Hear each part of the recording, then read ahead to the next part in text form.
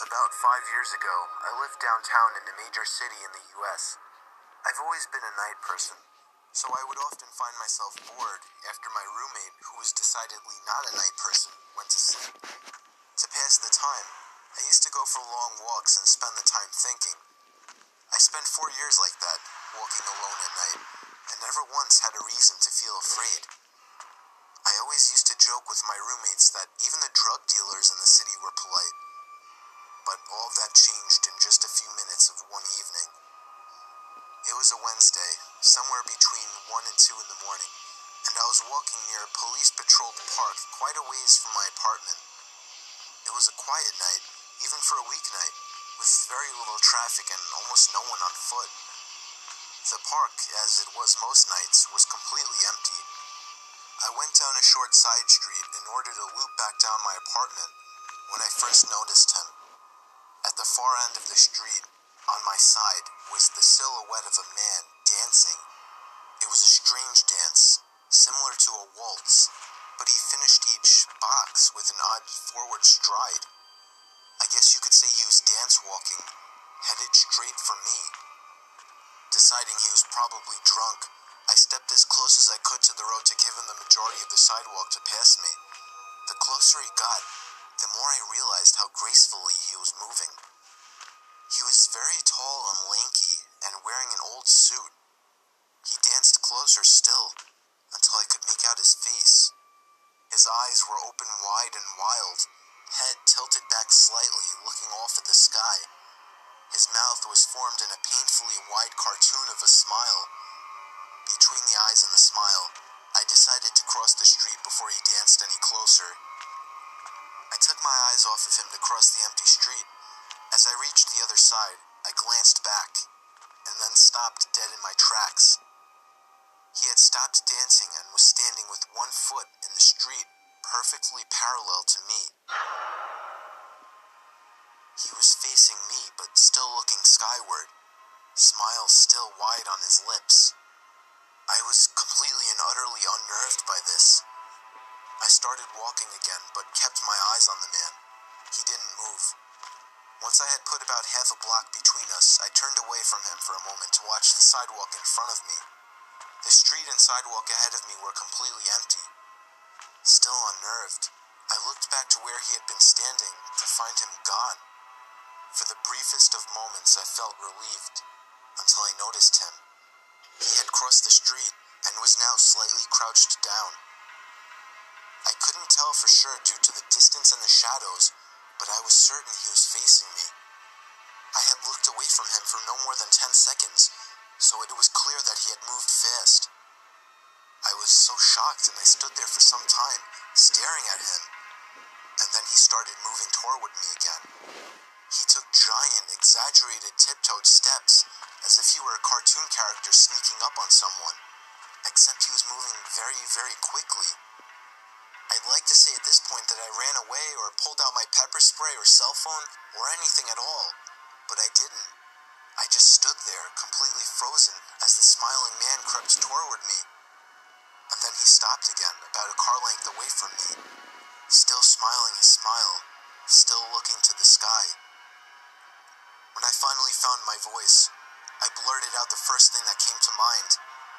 What I meant to ask was, "What the fuck do you want?" in an angry, commanding tone. What came out was a whimper.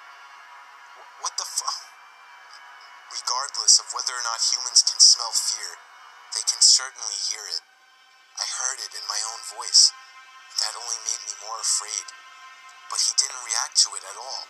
He just stood there, smiling. And then, after what felt like forever, he turned around, very slowly, and started dance-walking away. Just like that. Not wanting to turn my back to him again, I just watched him go, until he was far enough away to almost be out of sight. And then I realized something. He wasn't moving away anymore, nor was he dancing. I watched in horror as the distant shape of him got bigger and bigger. He was coming back my way. He was coming back my way, and this time he was running. I ran too. I ran until I was off the side road and back onto a better lit road with sparse traffic. Looking behind me then, He was nowhere to be found. The rest of my way home, I kept glancing over my shoulder, always expecting to see his stupid smile, but he was never there. I lived in that city for 6 months after that, and I never went out for another walk. There was something about his face that always haunted me. He didn't look drunk. He didn't look high. He looked completely and utterly insane. And that's a very, very scary thing to see. Why?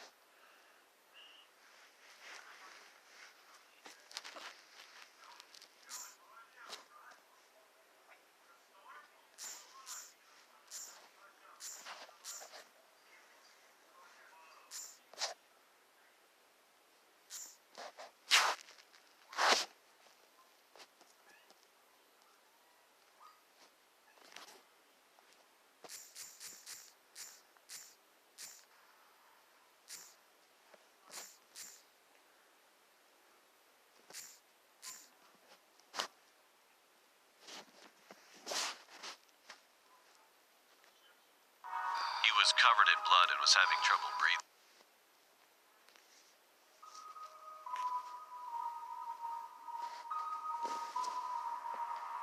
This happened 2 months ago in January of 2019. My parents went out to a party. They told me they wouldn't be back until at least 3 a.m. in the morning because the party was supposed to start at 8 p.m. and the party was going to be in New Jersey. We live in Connecticut, so it takes a while to get there and back. They told me to watch my 10-year-old brother and expected me to be responsible because I'm 15 years old.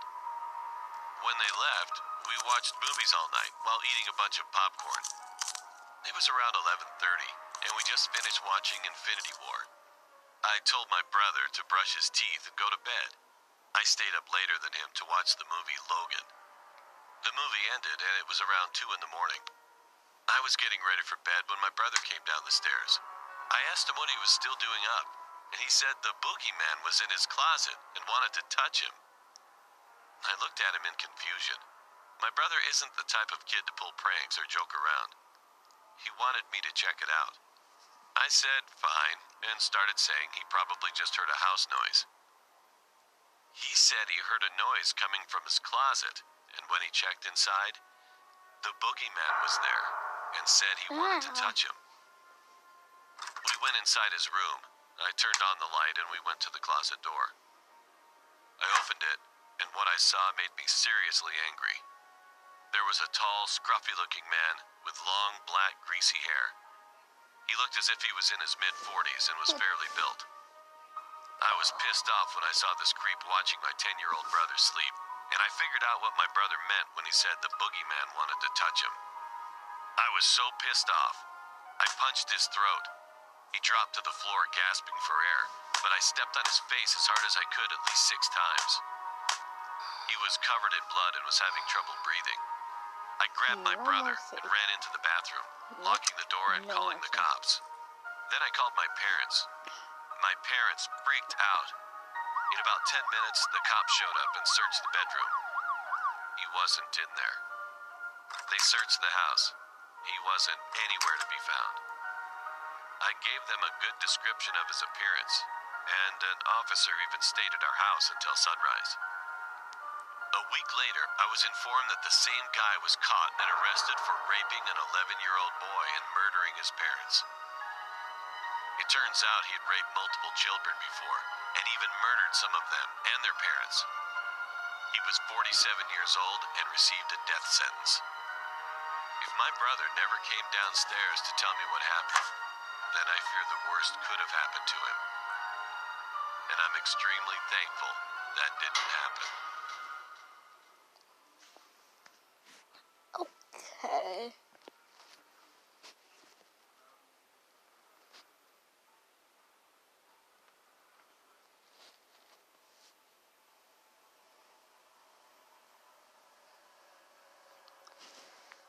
I was 10 at the time this happened. I loved my bedroom, since it had a TV, a bed, and a closet, with my computer on my desk. One night when I was sleeping, I heard a noise coming from my closet, which kind of woke me up. I didn't mind it at all because I was still trying to fall back asleep to go to school tomorrow. 3 hours later, after I woke up and ate breakfast, I was getting ready to pack my bag, which was in my bedroom, for school.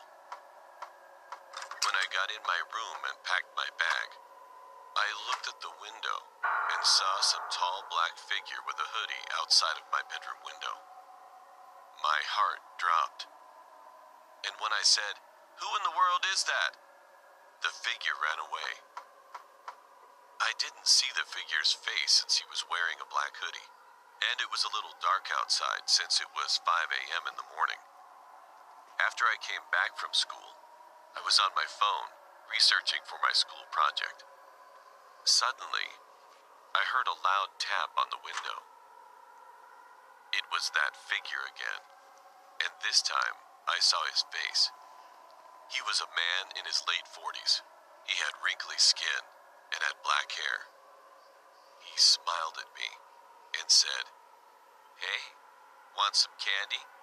Come outside of your house and I'll give you some." He laughed and waited for me to come outside. He ran to the front door and made a mistake by standing there because my dad was going to go to work, and he opened the front door and yelled at him to get the hell off his property or he'll call the police. I rushed to my dad and told him he had been outside of my bedroom window stalking me. He was about to call the police when he realized he didn't want me to get scared that I was going to get kidnapped or something. So he said he would install security cameras. The only reason why I didn't scream when he was outside of my bedroom window is because that I thought it was one of my friends trying to study with me. But I thought to myself, why the hell would any of my friends want to study at 5 a.m. in the morning? And none of my friends were really that tall. That night, I heard someone laughing in my closet. I didn't open my eyes, but I was scared to death, since I heard that he was scratching the bedroom closet with something that sounded kind of like a knife. I waited a minute or two until I built up my courage to make a run for it and screamed for my life while I ran to my parents' bedroom and locked the door. I explained to them what happened and there was someone in my closet. My mom called 911 and the guy was saying stuff like, "Come out and I won't make your parents watch as I stab you." And that was the thing that made me so scared, because my brain was alerting me that he did have a knife. Seconds later, we heard sirens, and me and my parents heard the police bust the door yelling, "Police, drop your weapon and put your hands up." Me and my parents were relieved that he was gone. I was very lucky that my closet was far away from my bed. It turned out that the guy was a crazy mental guy who escaped from his mental hospital by stabbing the security guards and breaking out. From now on, my parents have set up security cameras in each and every room, and also outside. Who knows what would have happened to me if I didn't hear him laughing in my closet? Would I have been stabbed to death?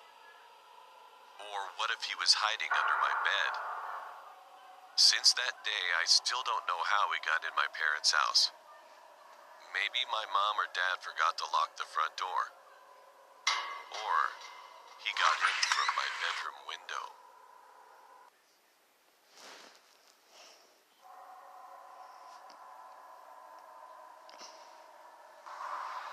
One day, when I was about 6 or 7 years old, my mom had gone to my older sister's recital in Georgia, and my dad was at work.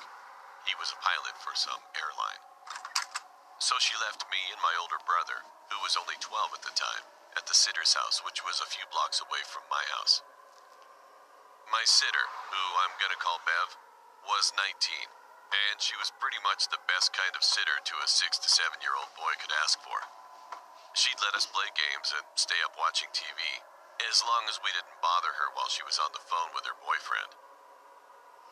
We were watching TV, and we could hear something scratching the paneling on the side of the house. Naturally, we blew it off as a stray animal, so we continued watching TV.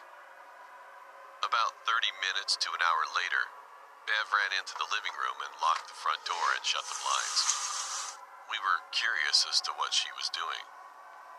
Me and my brother, being kids, got scared and started crying. Then Bev said everything would be okay. It was just a peeping Tom. So she took us upstairs and we went to her parents' room with the Nintendo and some snacks. She said stay put and not to touch anything we didn't bring into the room. Not a minute later after she walked out of the room, we heard a loud crash and glass shattering in the room below us. The sicko had thrown a brick from the walkway through the guest bedroom window and managed to get in. I remember Bev running into the room and pulling us into the closet, telling us we were going to play a game of hide and seek and to be very quiet. She got out of the closet and locked it from the outside latch and disappeared. Several minutes passed and we could hear a grown man screaming, come out wherever you are. I only want to play." Then I heard what sounded like water running in the bathroom across from the closet. Then it shut off. "I only want to play." Then I heard what sounded like water running in the bathroom across from the closet. Then it shut off. And I heard Bev yelling something at the man. It was something like, "The police are on their way. You better get out of my fucking house now." Then we could hear loud, heavy footsteps sprinting out of the room, and then sirens wailing in the distance. Bev shrieked, and we heard a loud thud on the ground below us. Bev had managed to find an old wooden bat. As the man turned a corner to go out the front door, Bev swung the bat as hard as she could, knocking the man to the floor. Dazed, he got up and tried chasing her outside, but the cops had already arrived and tackled the man on sight. My mom came home immediately and took me, my brother, and Bev back to my house. A few years later, she explained that the man was a known sex offender and had escaped from prison. In the report, he was said to be carrying a rather large knife in his pocket and had a Saturday night special tucked away in the waist of his pants.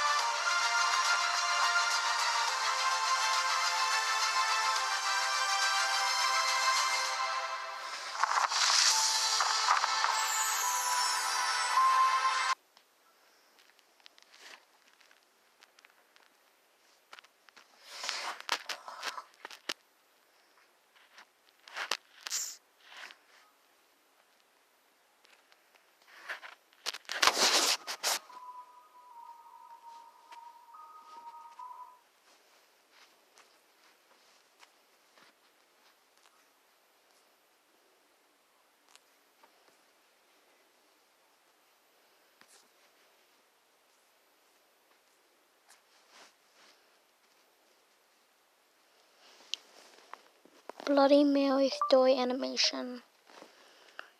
Bloody Mary.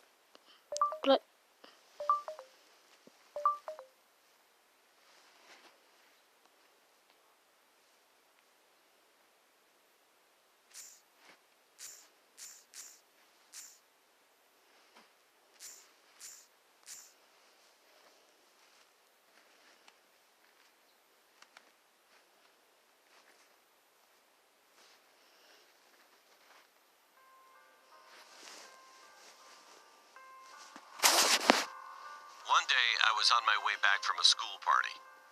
I was with my friends, but please keep in mind I was only 20 years old. We were drunk, so we really didn't know where our Uber driver was taking us. He took us through this road called Sanol in California, and everyone in the car knew this road had a very upsetting story behind it. We didn't care, since we were all drunk, and it was 3 a.m. We just wanted to go home. At what seemed like the end of the ride, the driver stopped at the side of the road and let in this girl. She sat in the back seat of the car. She claimed her name was Mary. All of our hearts dropped when we saw she had a dress on. It was a white dress. She also claimed that her husband dumped her on her wedding night. She said she was trying to find a ride for 3 hours, but she couldn't since it was too dark outside. When I got a good look at her, I was shaking because she was tearing up blood. I whispered to my good friend Dominic. I told him about the Bloody Mary story. I told him that it took place on this very road and that the girl might be a ghost. Right as I finished that sentence, she looked at me through the rearview mirror with her bright, white eyes and asked us if we were talking about her. My heart dropped once again. We asked the guy to pull over, but he insisted on dropping us off at our location. One of my female friends in the car started crying after Mary started reciting all of our names from the back of the car. We were scared because we didn't tell her our names. Now everyone in the car was crying except for me. It felt like we were driving forever, but it had only been 10 minutes. It got brighter out, and we realized that no one was in the back. It was a night spirit that was there, and it left because it was now morning. The next morning, I thought about what happened while I was taking a shower. When I looked in the mirror, I saw a scratch on my neck.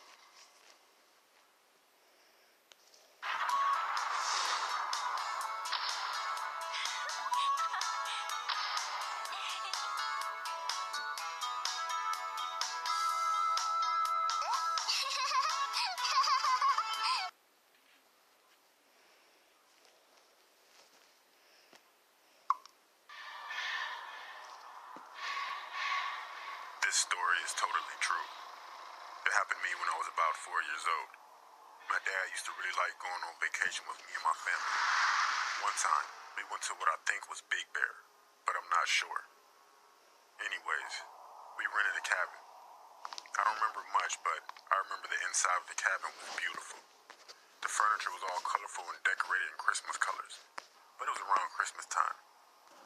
It was very roomy, and it was 2 floors and had its own den, kitchen, and bedroom. We arrived during the day, and everything seemed normal. When night came, however, we started hearing noises. It sounded like someone was shaking the front doorknob trying to get in. I was the first to notice, and I told my mom. But she didn't believe me. Then she saw it too. For a couple of minutes, the front doorknob just kept shaking by itself. We were too afraid to go look out the door. Then we heard another noise. It sounded like steel hitting steel. Then it stopped. My dad was afraid someone was trying to break in, so we packed up all of our things so we can leave. But before we did, my dad called the police and asked them to come search the premises. We exited out the back door because the noises were coming from the front. Our car was down the hill from the back of the cabin. I fell asleep in the car and woke up the next morning in a small rinky-dink motel room that was nothing as roomy and beautiful as the cabin. I was so bummed, but I was quickly relieved we had left because later that day, we found out who was making those noises. The police had arrived there and searched the outside and found nothing. Then they went inside and found a man that had 2 hooks instead of hands. He had been twisting the doorknob with his hook. Then he clashed his hooks together, and that's what we heard was a still-on steel. We found out that about 5 minutes after we left the cabin, he successfully broke in and started searching for us. The police found bodies stashed in the upstairs closet. We were on our way home from the motel. We stopped at a gas station near the cabin where the madman had tried to break in. My mom knew it was a bad idea, but my dad told her to relax. The cops took care of that guy. He's nowhere near us. We all all went into the little shop to buy some candy and snacks. We were quite surprised when we came out of the shop and headed back to our car. There was a note on the hood that read, "There's more of us. See you soon." It's safe to say that we never went back to that cabin again.